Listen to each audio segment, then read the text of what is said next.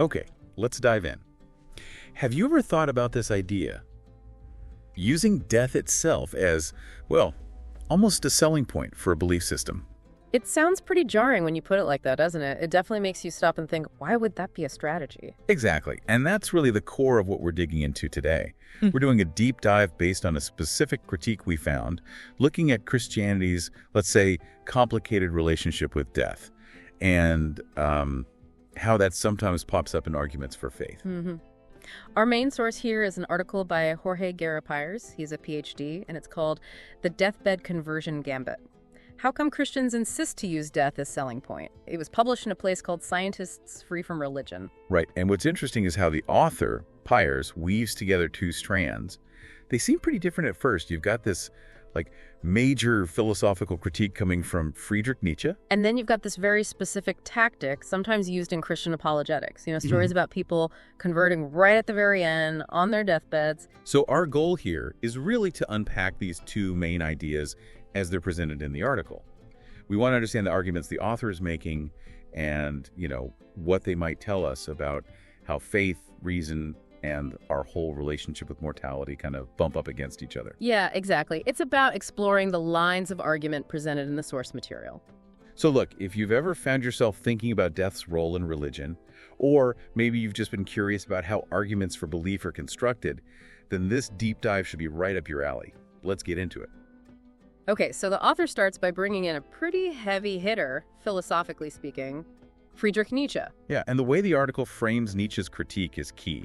It's not saying he just, crudely called Christianity a death cult. It's deeper than that. Right. Philosophically, the author argues, Nietzsche saw Christianity as a system that fundamentally worked against life, against vitality, strength, human flourishing, that sort of thing. He actually used phrases like hostility to life. The German is Lebensfeindlichkeit. He apparently saw it as a religion rooted in decay or decadence. So what specific points does the author highlight from Nietzsche? Well, the article lays out a few. First, this idea that Christianity glorifies what Nietzsche saw as weakness. Values like humility, meekness, self-denial. These are held up as virtues. Which for Nietzsche was the complete opposite of his master morality, the morality of the strong, the life-affirming. He labeled the Christian approach slave morality, suggesting it came from, the resentment of the weak towards the strong. The article actually quotes him. Ah, yeah. Pity stands in opposition to the tonic emotions which heighten our vitality. It has a depressing effect. Pretty stark. Definitely. What's the second point the author brings up? The denial of the body and, earthly pleasures. This focus on asceticism denying natural instincts, physical desires. Nietzsche saw this, according to the sources, being all in service of some purely spiritual salvation, basically turning your back on the world we actually live in. And the source includes that really intense quote from Beyond Good and Evil, doesn't it? About Eros. Oh, right.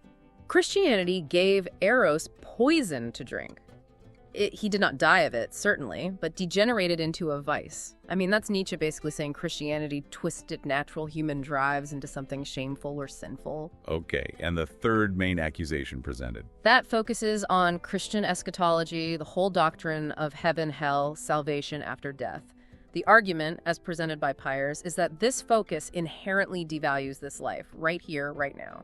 It makes our current existence just a kind of prelude or test for the real life to come. But then the author throws in something kind of fascinating, a potential wrinkle in Nietzsche's own thinking, just after discussing how Christianity supposedly devalues this life. There's that other quote, right? The kingdom of God is not something one waits for. It is an inner experience, a state of the heart. Exactly. So how does the source present that? It seems almost contradictory. Well, the author includes it, which is interesting in itself.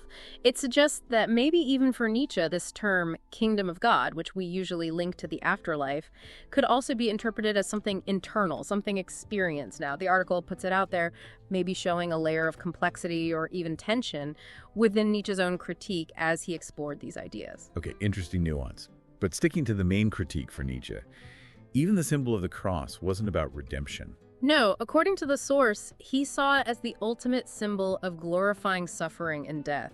Pires quotes Nietzsche saying Christianity was, from the start, essentially and fundamentally, life's nausea and disgust with life, just hidden behind faith in a supposed better life. Wow. So faced with this perceived hostility to life, what was Nietzsche's answer?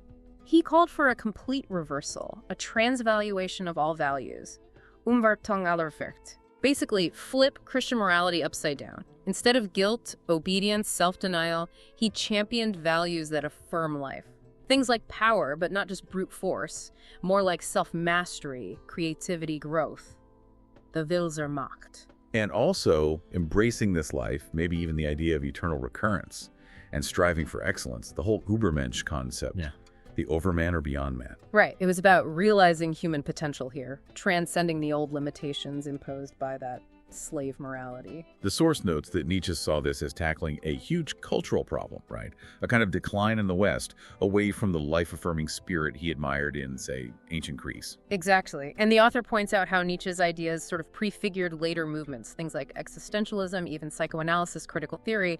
They all grappled with similar themes. Okay, so that sets up the philosophical backdrop, Nietzsche's big critique, as presented in the article. How does the author then connect this very philosophical discussion to something more, well, tactical? The transition comes when the author starts examining what Pires calls the Deathbed Conversion Gambit. Ah, right. This is the idea you hear sometimes, these stories about famous atheists or skeptics who supposedly embrace Christianity right at the very end. Exactly. It's a very dramatic narrative, isn't it? The last-minute realization, the turn towards faith, just as life is ending. The source article specifically mentions Professor John Lennox as someone known for promoting this kind of story, citing certain well-known figures he claims converted. And the underlying message, according to the source's analysis, seems to be what? That deep down, everyone knows it's true, that skepticism is just a phase. Pretty much. That the truth of faith becomes undeniable when you're faced with mortality, even if you resisted it your whole life. Maybe even implying it's a bit too late then. So the author argues this isn't really about evidence, it's more of a rhetorical play. Yes, that's the core argument. It functions as an emotional appeal. It taps directly into our, natural anxieties about death, our fear, our uncertainty.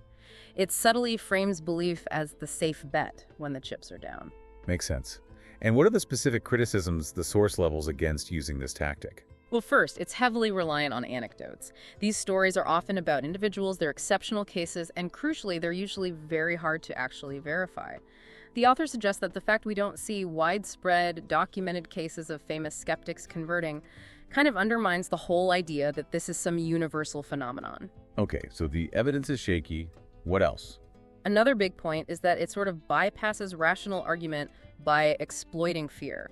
The focus shifts to the highly emotional context of dying, moving away from any real discussion about, evidence for faith or logical consistency. It frames belief more like a Pascal's wager type hedge against the unknown rather than a deeply held conviction. Right, hedging your bets. And there's also the psychological complexity issue. The article points out that people in the final stages of life might be experiencing confusion, intense pain, medication effects, altered mental states. Claiming a profound, clear-headed conversion happened in that state needs really careful scrutiny, the author warns. Otherwise, you risk misinterpreting things or even exploiting someone's vulnerability.